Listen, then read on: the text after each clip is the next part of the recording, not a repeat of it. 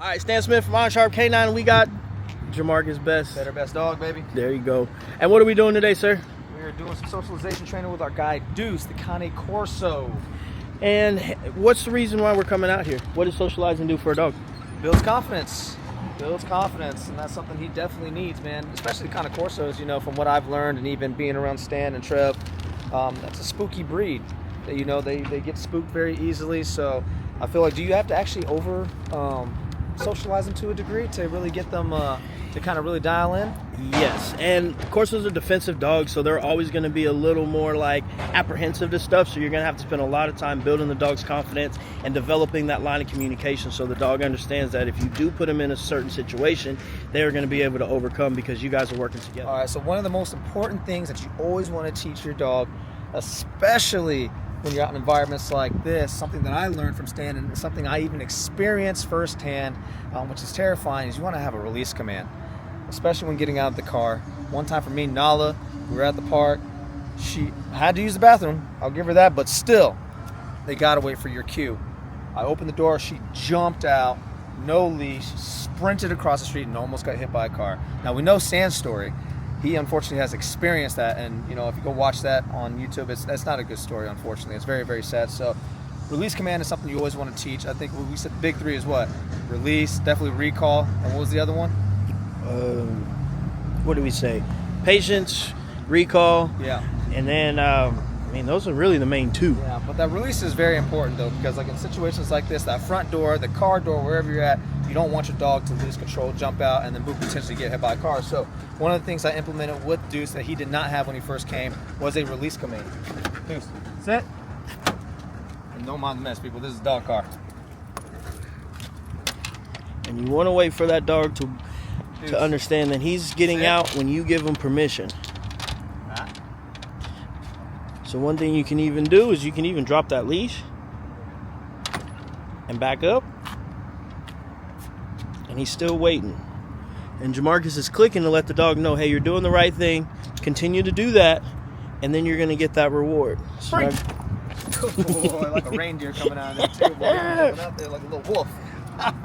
And all of these things are about communication, people. If your dog is listening to you, waiting on cues, they're going to be a lot safer, and you're not going to have to go through those experiences like Jamarcus had just told you about. Absolutely. So the next, when you're in these environments, before you go inside, because we're here at Home Depot, just so you'll know, got to let him use the bathroom. I'm not going to lie, when we went to Lowe's the other day, I took him out, he didn't go, and what happened when we got inside? We're pissed on the floor, man. I'm like, come on, man, you would do that. And that's the worst experience that you can have. So make sure your dog is empty and spend some time outside first. Yeah. And even do some obedience, get his mind right, and then go inside. It's always good to let him be curious like this as well. Yep. Yeah. Because when they're sniffing, they're investigating.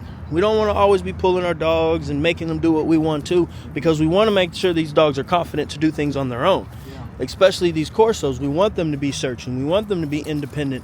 But we also want them to understand that they don't have to be worried about everything. So when he's exploring, sniffing, there we go. He gets to mark. But if you were to put him in control right now, having him heel, he can't pee when he's in a heel. He can't pee when he's doing these commands. Yeah. So right now, this is his time. Getting out, sniffing. Let him do his thing, and then once he uses the restroom, then we'll walk you all through the process of, you know, the importance of potentially just waiting out inside the sliding doors, letting them experience that, letting people walk by, keeping them in control, and then kind of working our way through the, you know, through the Home Depot environment on different things that you can utilize while you're in there to help continue to build their confidence, and most importantly, that bond of communication. So one of my favorite things to do with dogs is getting them on uneven surfaces, unlevel. So when he gets on, it's going to move a little bit, and it freaked him out. So hold it so it doesn't move with your foot. All right. So this is what we were talking about. Corsos get a little squirrely, and you can't get squirrely, or you can't get frustrated in this situation, because it's just going to go down to the dog. So obviously reward him just for getting the two front paws up there, right? Yep, and then give him a release cue. So free, the same thing you would do to get out the car. Same thing here. We get two on there. I give him the release cue. So basically, yes, you're being stressed out, but I'm going to relieve that stress if you pay attention to what I'm asking you to do. Do I come on the other side now? Because you want to have him come up on multiple sides. Hey, we'll get him up all the way first. All right, come on. Dude, here.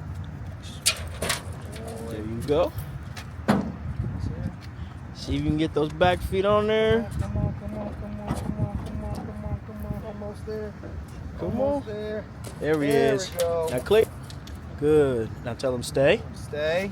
1, 2, 3. Release. Free. Yep.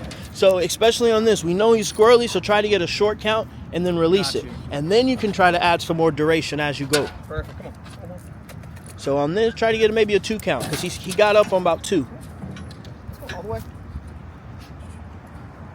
Come on. 1. 1, 2, 3. There it is. Beautiful, beautiful. And this is going to build the line of communication between you and the dog.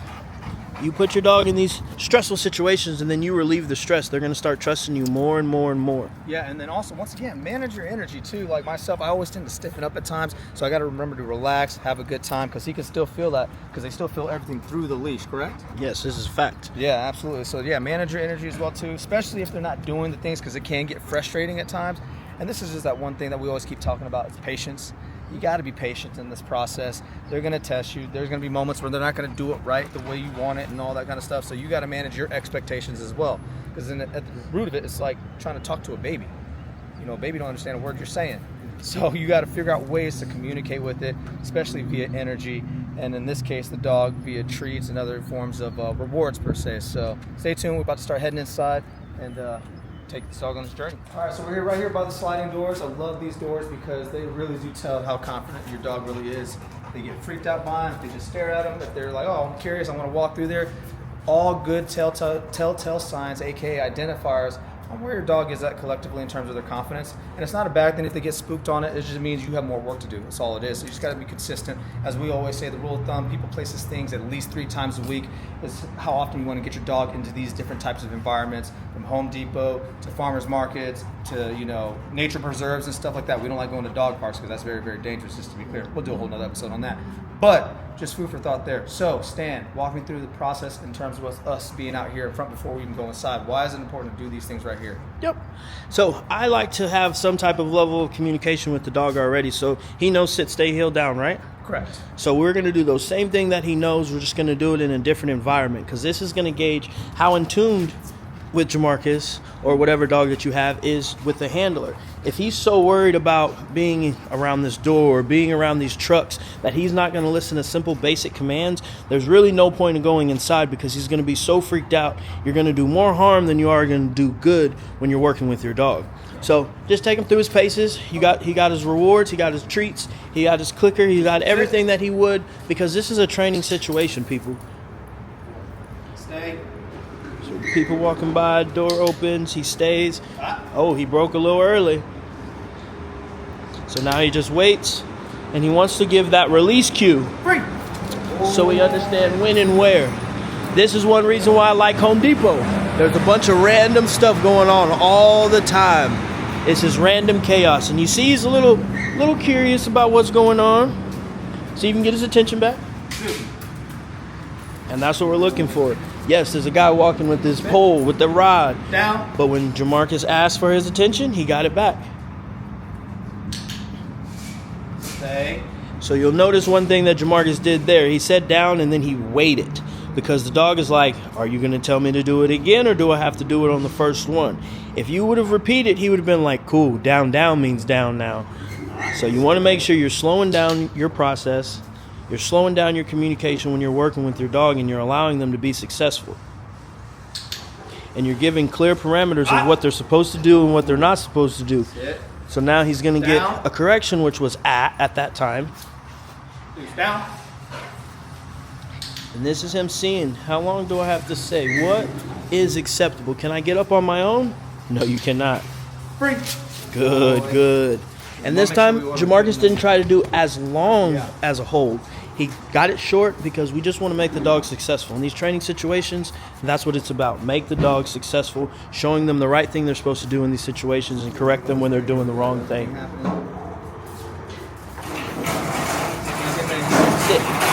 Sit. Sit. Sit. There we go. So now what we're going to do is we're going to recreate that same situation. Stay.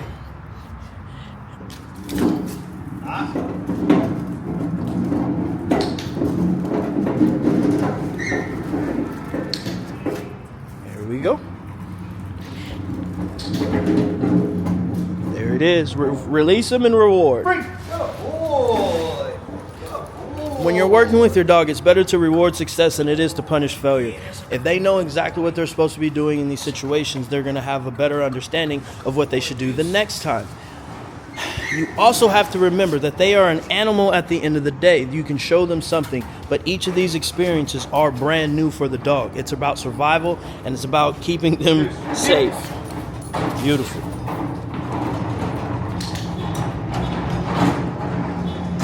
So now he's been doing good outside. He's paid attention. He was a little distracted, but I think he's passed the outside test, and now we're going to go in and just walk around a little bit. So y'all stay tuned. What's his name? His name is Deuce. Deuce. Deuce. The coat is beautiful. Yeah, thanks. Come on, man. It's like, you're not done petting me yet? I'll take all that I can get. Oh, I'm sure. It's all right, your turn. You smell my dog. That's a problem. Oh, I get kisses. You're friendly. Oh, yeah. No, so he's a big baby. All right, boss, have a good one. And this is another thing. Your dog learns how to be greeted with people. He didn't run up initially. We can work on it a little bit better for he can wait for a cue to say hi to people. But he didn't run up. He wasn't jumping on them. And these are good things that we like. He drools. Yeah, He's man. a drooler. But Drooler. that comes with the breed. Yeah. And things like this, we would just work on him specifically learning how to greet people. No. There's always more work to do, people. And that's the best part about all this. So when you go to inside Home Depot, this is where your formal heel is going to come. So the dog should be walking right at your side because we don't want him pulling this way. We don't want him pulling that way. And we don't want him walking up uninvited to people in here. So Jamarcus has some treats in his hand, and he's showing him exactly where he needs to be. So he's in that formal heel. Yeah, I'll go straight and then to the right. And then there's a forklift over there, so it should be another good distraction. And Jamarcus is given a few cues for the heel.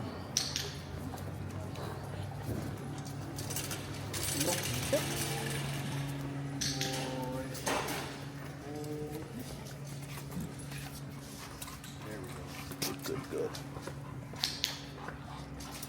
Nice. Oh, and the heel, you got to heel the whole time in here, boy. Heel. Is he gonna be healing the whole way, bro? I mean, pretty much. You ain't getting no real free time in here. Because this is a controlled situation. We don't want him going off and exploring and peeing on stuff in here. Because, hey, this is formal. We're here to get stuff done. And when do I reward at any point? Yeah, you can reward him for sure. And then you can break him, release, and then get him back into that position. But we're not having him loose leash pulling in here. He needs to be in that loose leash heel. Where you'll notice Jamarcus is holding the leash in a position. Stop for a second. Get him in the heel. Heel. So you notice the leash is there, but it's not holding him in position. You want to make sure you keep that slack in there. So when he starts walking, Heel. he still got that J shape that we're looking for. He could even relax his right arm a little bit. There we go. Heel. Now stop. Boom. Beautiful. So now we're going to take him through a couple more reps in Home Depot. So you guys stay tuned. Okay. So this is one of the reasons I like Home Depot. There's a bunch of stuff that you can do with your dog. So Jamarcus... Another reason why I like also having a cameraman, because this is stuff that is very difficult to do by yourself. I mean, I could do it by myself, but I wouldn't have the camera set up. The quality. Quality of the video. So this is fun. Also love how people like staying here who can help continue to expand my horizon in terms of things that we can do with our dog in these types of environments.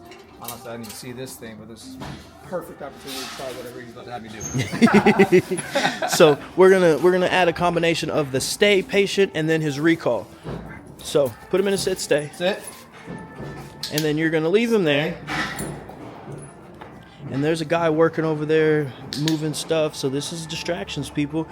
The leash is gonna probably make some noise. So we're gonna see how this dog responds to that. So now call him. Please come.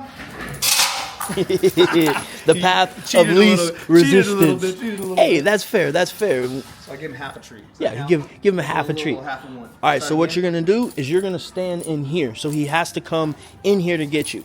A dog's never gonna use more energy than they have to get the desired result. It is way easier to jump over this one than it is to go boom, boom, boom. So I'm gonna stand in this one or the second one? I'd stand here in the second one Like right on off this the- side on the edge, so he has to Yep. land right here. and see if you can get him in there. Sit. Stay.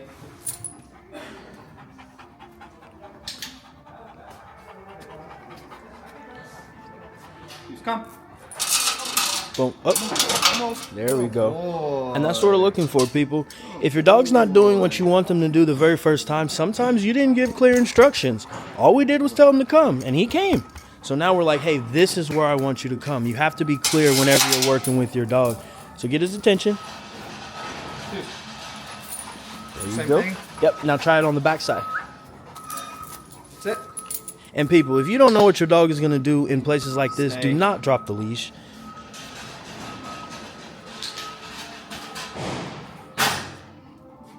Make a noise. Call him. Please come. Oh, And Super just Bowl like Sunday, that. baby, let's go. And just like that, big reward. Yeah, good boy. When you're working with your On that dog. bit of a note too, right? Yeah, you would end on that. We're not going to ask him to do this again. Yeah, that was huge. So he was successful. We slowed it down. We broke it down exactly what we wanted him to do. And this is the results that you get, people. You guys are seeing it right before your eyes. Live in real time, baby. Stay tuned. So when you're working with dogs, remember the breed that you have. The Corso is not a dog that was bred for endurance. So you see his tongue is hanging out and he's panting like he just ran a quarter mile in the Olympics.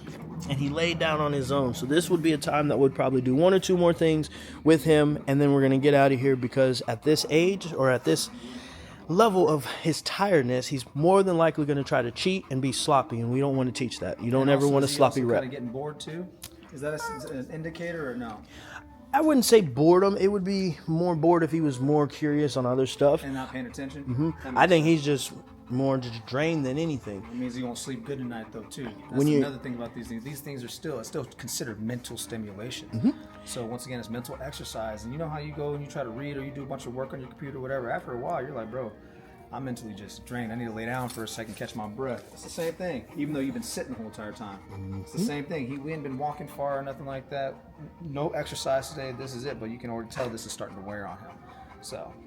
All right, my man, what's next? What are we going to put him through? Hey, we're going to do some more healing and we're getting out of here. All right, more healing, so heal our way out of here. Yep, pretty much. All right, my man.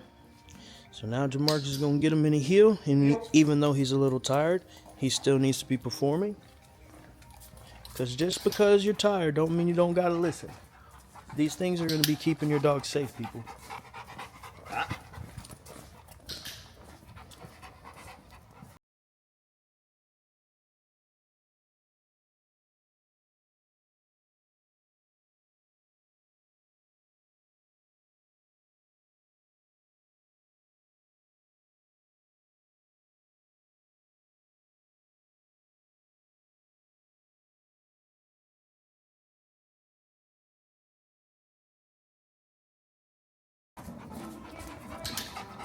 Heel.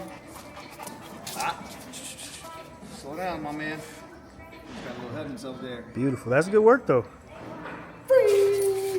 Oh, I'll give you a little bonus. I'll give you a little bonus, man. Yep. That was a long walk. Give him a little break. Now we got one more left to make and we out of here.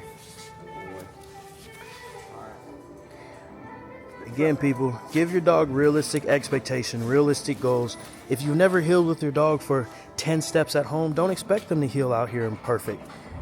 Do the work at home, then come out and test it, see where your dog is, and then you got to go back and put in more work. No.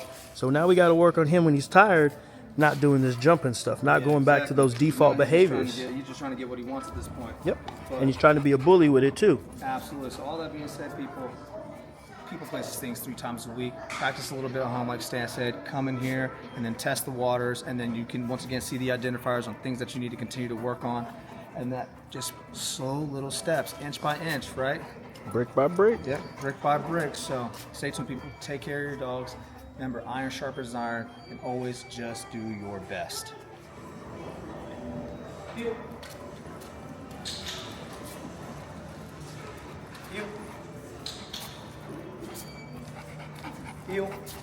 slow down. He said, I know where the exit is now. Let's go. So even though he wants to get out there, we want to make sure the dog is doing what we're asking. Because again, if this was a street and he's pulling us, he can get hit. He can pull you out and get hit. So it may seem like we're being a little nitpicky on his positioning, but this is all stuff that's going to eventually keep him and his handler safe. All right, people, so as you saw, that was a very successful adventure to Home Depot with Mr. Deuce and Jamarcus the best. Better best dog, baby. Do you have anything to say? No, my question to you is actually, thoughts, anything, notes, homework, or anything like that, anything that you want to, tell me that. So anything that you want to, give me notes-wise on how Deuce did, like I guess a light evaluation or assessment on his experience here at Home Depot. Yeah, so when he got tired, his leash work could be a little bit better. Like you said, he was forging a little bit more. And a prong collar could help with that because the popping on the leash on his flat collar wasn't enough. Yeah. So for that, I would probably go to maybe a light prong to help. Now, he didn't technically need the prong the entire time. It was only there at the end, right? So it's better to need it or have it and not need it than need it and not have it. Gotcha. Because now what we taught him was, hey, once I'm tired, now I can pull. Gotcha. Because he didn't have that negative correction. And you have to basically recreate that same thing again, so you wouldn't be correcting him before it's needed. Gotcha. So what you're saying is when you're at home practice with the flat collar, right? But then when you go into new environments and you're just now starting out, building that trust, building their confidence, and really starting to socialize them, have a prong collar on them just in case. It depends on the dog. Okay, see, that's what I want to clarify. So like Luke, for instance, I've never put a prong collar on him besides like twice. Yeah. And it was to practice and polish up his formal healing around a decoy. And he just forges too much. But I'm literally being judged on where my dog's positioning is, so I had to get it sharp for that. But when I come to places like this, I'm never putting a prong collar on him because all I have to do really with Luke is be like, no, and he's like, okay, I'm messing up. And then we can fix that. So one, you got to know your dog. If your dog needs a prong collar, use a prong collar. If your dog performs better on a slip lead, use a slip lead. Use what is most beneficial for the dog that you have. So you won't say the prong is breed specific. The prong collar is breed specific. It's more so just understanding how your dog reacts in certain situations. Yeah, it's dog specific. Dog specific. So there you go, people.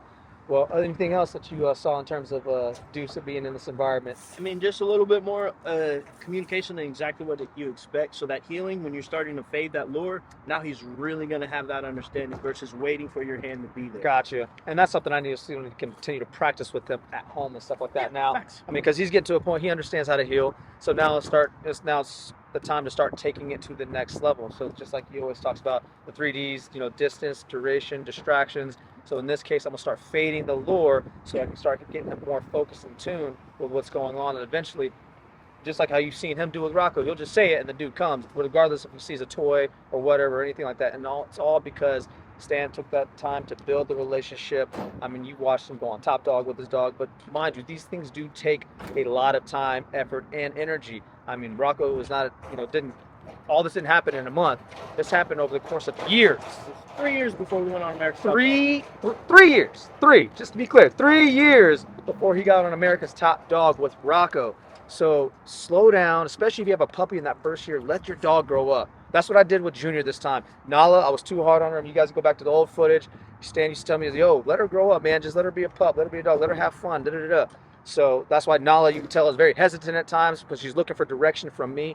But Junior, with him, what did I do? I took a step back. I was like, let me just let him grow up, have fun. We'll work on some positioning and things like that and just get the basics down. I want to make sure the recall's there. And to be honest, it's still not super tight, but I spent enough time with him in that first year to at least build our bond and relationship. So when I do need him to zone in, he'll tune in now. And so now I can start walking through that next stage and really starting to tighten up his commands, people, places, things in these environments, getting him to focus, all that kind of stuff. Because at the end of the day, he still is a bully, still carries some of that Maya in him.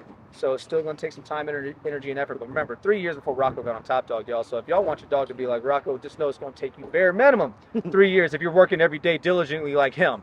And I know y'all don't got that type of time, so give your dog a break. Yep. So stay tuned, people. Take care of your dogs. Iron sharpens iron, and always just do your best.